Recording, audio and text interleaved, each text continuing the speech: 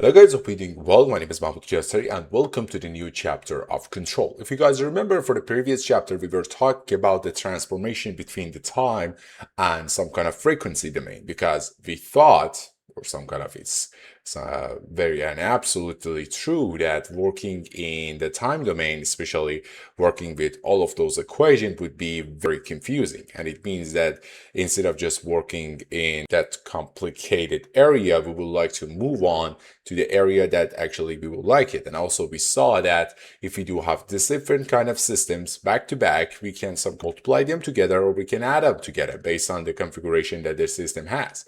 But right now we would like to see that what would happen if that some kind of the transfer function, which we know it as a function that shows the output, is the relationship between output and input in a frequency domain is not also enough. And it means that we need to again come back to the time domain, but with a little bit of difference. So at this point, we would like to talk about it in detail. Let's see what's going on.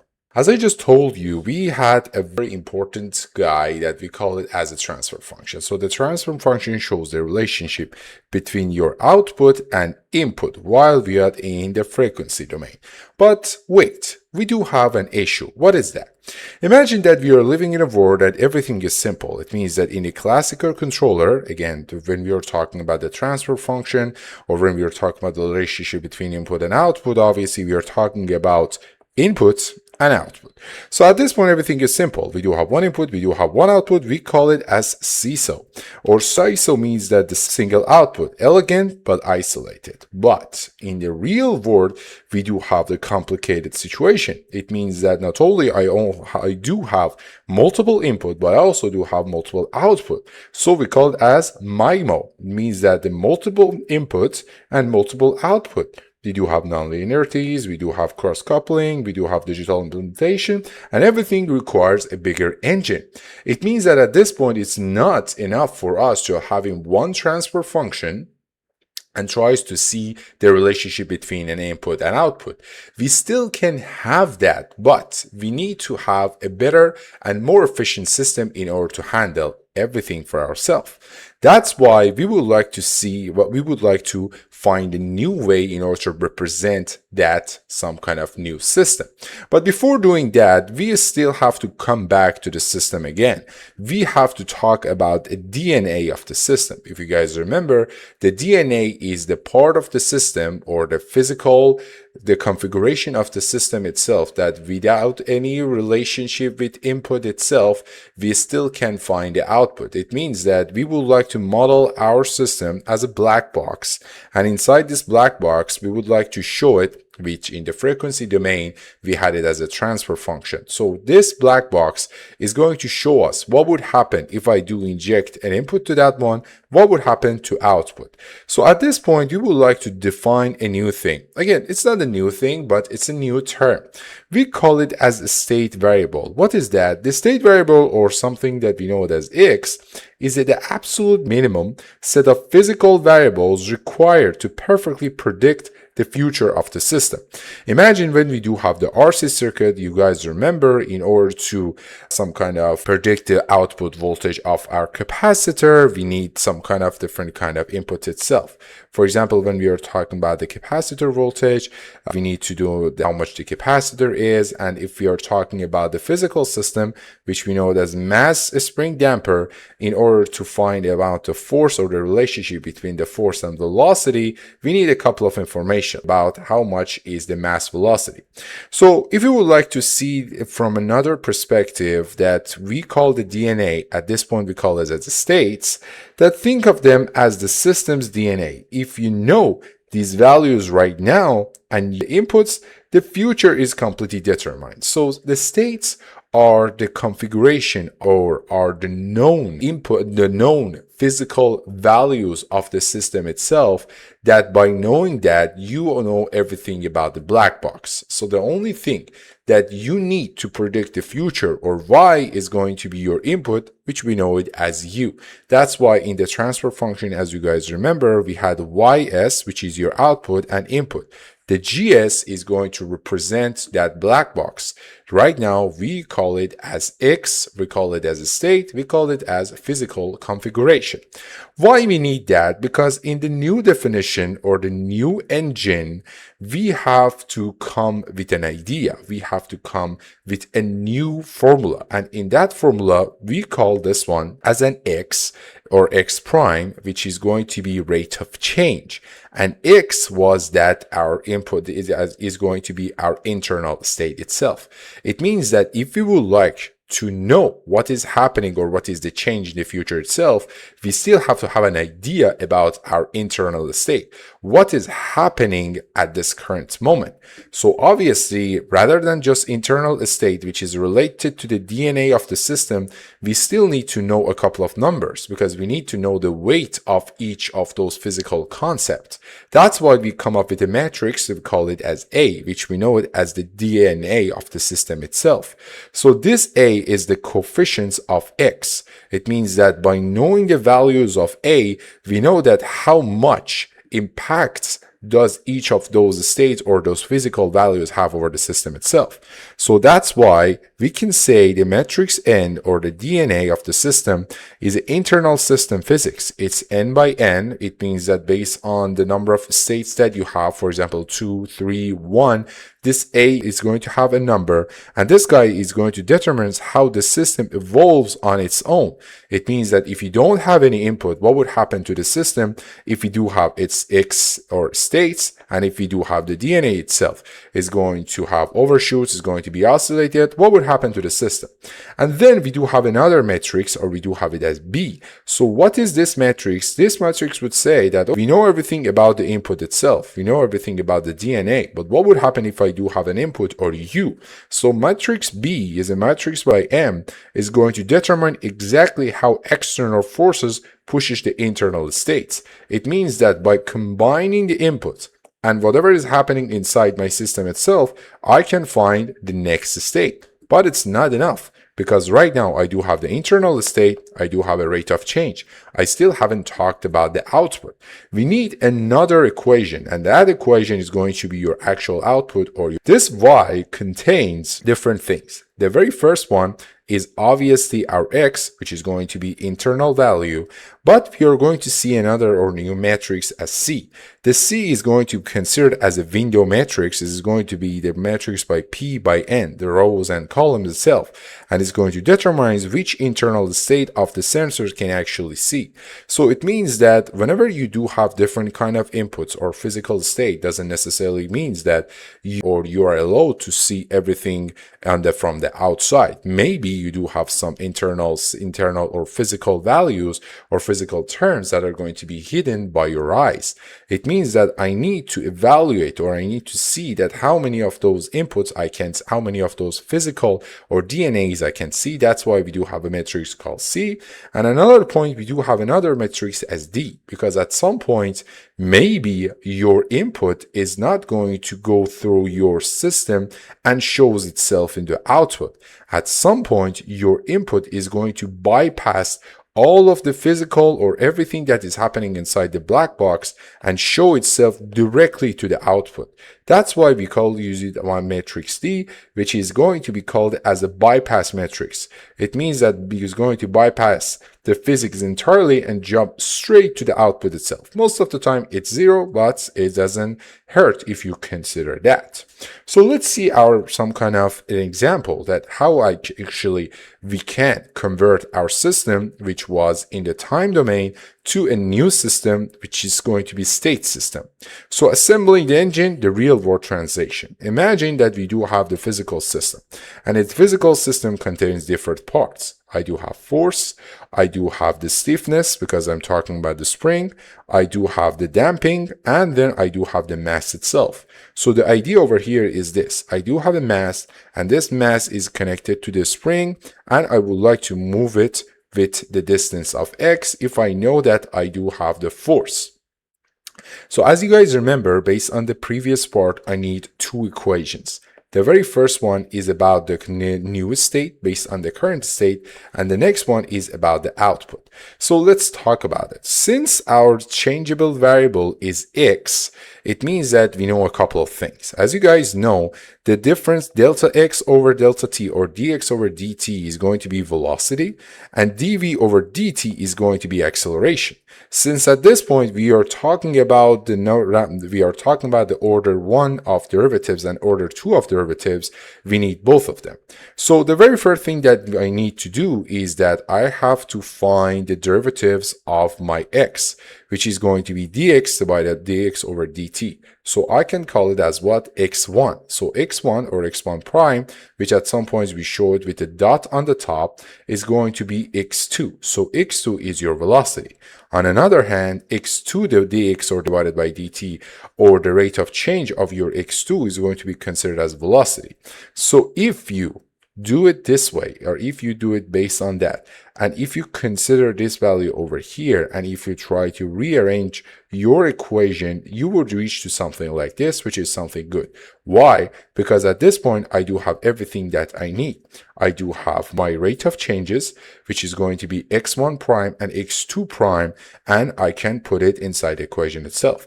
As you guys remember, whenever we are talking about this equation and whenever we are talking about the matrix, it doesn't necessarily mean that I'm considering one input and one output. That's the beauty of that. Actually, why we use the state system, because I don't only have one input, I do have multiple inputs. So when you're dealing with x or with x prime, you're not just talking about one input, you are, or newest one state. You're talking about two states based on your two input. So I can say that my x prime, which is going to be a matrix that has 2 rows and 1 columns, or I can say 2 by 1, is going to be x1 prime and x2 prime. So x1 prime was x2 itself. So I can say that if I consider my x as x1 and x2, I do have 0, and then what? I do have 1. 0 multiplied by x1 and 1 multiplied by x2. So based on that, I can show it over here. On another hand, I do have my x2 prime, which is going to be this one, or dx2 divided by dt. So if you rearrange that, you do have negative k over m, and you do have negative b over m. And then I do have my inputs, right? What is my input? My input is going to be the force itself. So that's why it's going to be 1 over m times my input itself. So if you rearrange that, your formula is going to be something like this. So as you can see over here, the high order physical realities unpack neatly into the grid of first order math. Why again we are using this way? Not only it's because of we do have multiple inputs and multiple output, but also because we do have the derivatives to the power of 2, which we would like to convert it to the derivative to the power of 1 itself. So maybe at some point you would ask yourself that, so where's the place of our actual guy, or where is the place of transfer function? Could we also get rid of that completely? So the answer is no. The transfer function is there all the time, because transfer function shows the physical aspect, or shows the total DNA of your system itself. So how we can convert it to to our new system? It's simple. The only thing that you have to consider is that, as you can see over here, we still have the poles. So by poles, or by knowing the coefficients of your system, you don't have to actually solve it, as you guys remember, in order to find the perspective, to find the actual behavior of the system. We have to find the poles. Then by putting in the S-plane, we can see what's going on. But at this point, if you would like to convert your transfer function into the states function, the only thing that you have to consider is the coefficients of S and the constant itself. By just putting it as 0 and 1 on the top, and then by considering the fact of negative A0 and negative A1, you can build your A matrix. By considering the B as 0 and 1, you can consider you have your B matrix. By C is going to be B0 and B1 based on this, guys. You can have your C matrix, and D is going to be 0 at this point itself, right? Because we don't have any constant that comes with your transfer function. On another hand, if I do have all of those values and I would like to make my transfer function, I do have a formula for that. The GS is going to be C times S times I. As you guys know, I is just this matrix that based on the order of your inputs is going to be just 1, subtracted by A, you have to find the inverse of that times B plus D. So the state space matrix contains more details, but the overarching input and output relationship GS still remain intact. It means that we would like to show our system into the new configuration, but still we do love our transfer function. So both of them works fine while we use this guy because of multiple input and multiple output. So here's another bridge. Here's another some kind of way to show you guys that actually these two things are completely the same. So as you guys remember, whenever we're talking about the S-plane on the normal side, when we do have a transfer function, you have to find the denominator values. It means that you have to make them 0, then find the poles, then by putting the poles inside the S-planes that it has a real part and imaginary part, you can see that what would happen to your system. You guys remember that if everything was on the left side, it means that your system is stable, and if something was on, it means that your system is not stable. So how we can actually have that in our new system or the state matrix system? The only thing that you have to do is to find the eigenvalue. So the eigenvalues at this point is going to play the role of the poles itself. It means that the only thing I need is the A, which is the DNA of the matrix. I need some kind of the lambda itself. The lambda is going to be just a variable, is going to be something that we would like to find, and I is going to be matrix. By finding the determinant of this matrix and put it and make it 0, you can find the values, which is going to be your poles, which is going to be exact values that we do have over here. So as you can see over here, we do have the connection between the matrix word and we do the transfer function word. Again, by finding the places of those poles, we can see that what is going on to the system itself. If you guys remember, one of the issues that we had with our system or with the nonlinear system was that we cannot use the transfer function there because transfer function should work on the linear system. So imagine that you do have the pendulum, and obviously it has some kind of information based on the timings, based on the angles. We do have the derivatives to the power of 2 of the angle itself is equals negative g divided by L sine of theta. So vividly you can see that the sine of theta is something nonlinear, and I cannot work with that, or I cannot have this state matrix. So what I should do, as the way that we did for the transfer function, we have to find one point that we call as operating point. Instead of just finding the range of change over the whole system, I'm going to consider that specific operating point, and then I would move forward. So if I do have this operating point, in order to find my A value and B value, which is related to the matrix, the only thing that I have to do is use the Jacobian matrix. By finding the Jacobian matrix is going to be rate of change of my function divided by based on x, and the change of the function itself based on u, and put it inside this formula itself, I still can find the thing that I need, which is going to be a state, or it's going to be the state matrix. So at this point, by finding the partial derivatives, the Jacobian matrix shows the partial derivatives rather than the whole derivatives. We're going to have the partial derivatives. At the specific operating point, as I just told you, we force nonlinear chaos into the predictive state matrix, and this is something that we like. Another important thing that we have to see before even talking about the state matrix, talking about the transfer function, is about the controllability. It means that if the system is going to have some kind of answers to my input or not. Imagine that you do have the joystick, and your joystick is going to be considered as your button, and then you do have your output. If you use the joystick, by changing that, you can reach from one output to another output. We say that your system is controllable. But at some point, if you change your joystick and if you do some kind of changes over that, but your output is not going to be changed, it means that your system is not going to be controllable. It means that your system is not applicable, or we cannot implement it in the real system. So how actually we can use math in order to do that? In order to find this controllability matrix, we have some kind of a matrix that we call as Cx. So Cx is equals to B, and this is going to be the first part of that.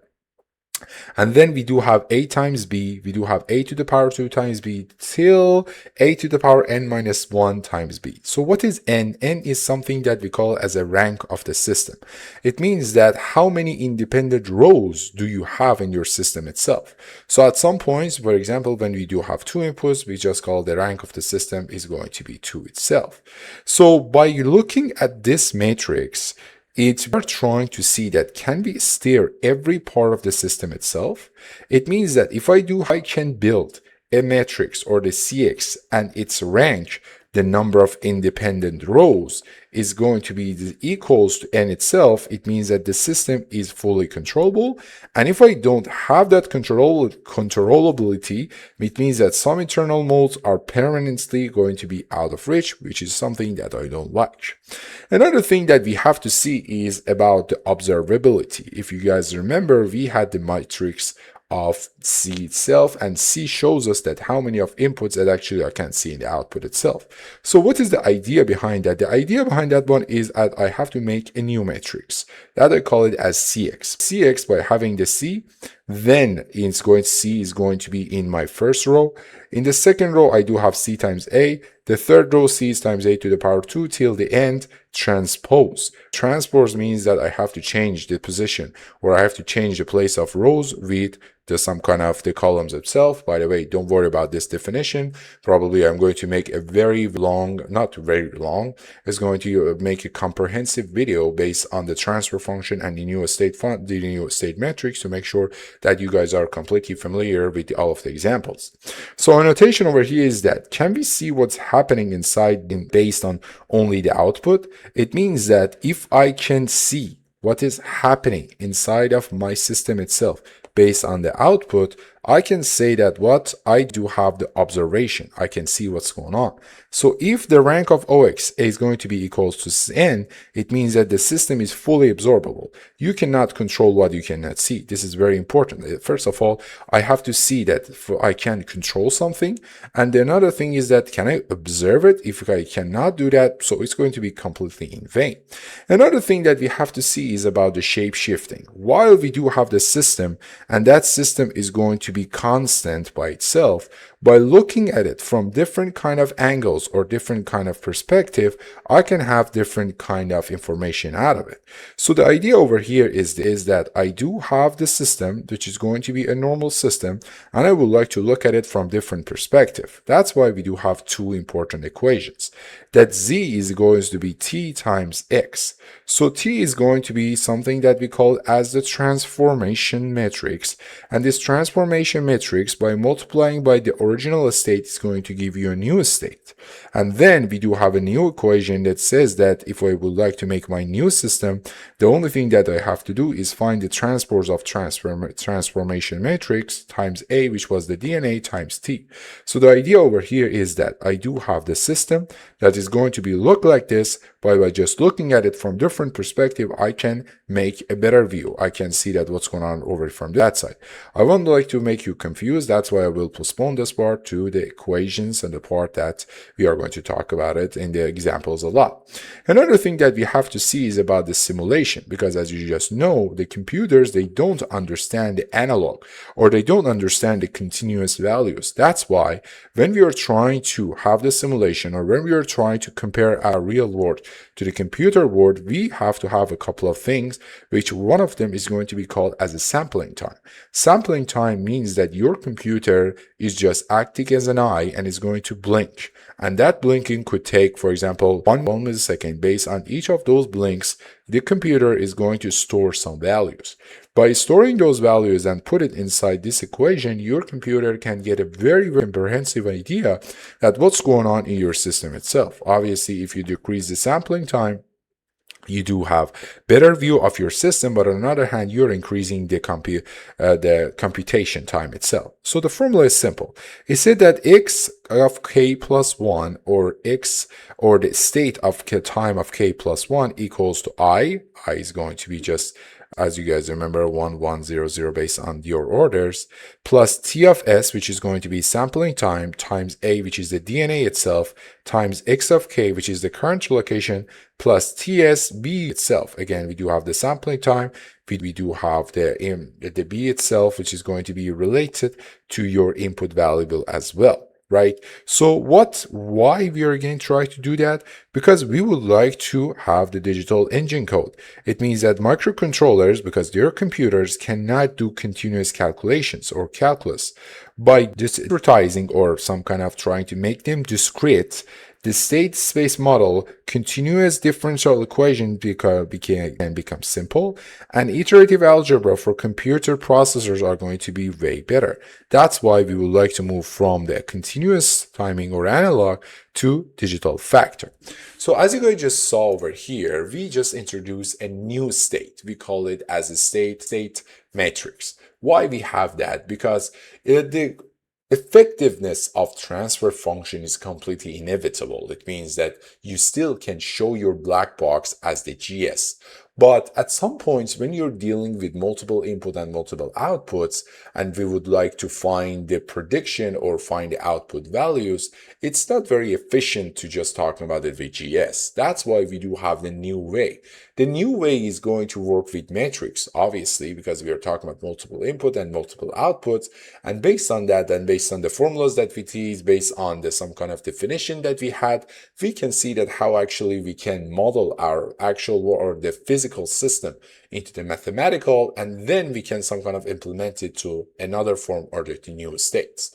The next chapter would be talking about examples that we do have related to this part and the previous part, because I really would like to make sure that you guys completely understand it, and then after that we can move forward to the next part of our control. Again, thank you very much for taking your time to see my video. Don't forget to like and share and comment, and if you have any kind of question, I will be more than happy to answer that. Have a super great day, night, whatever. See you around.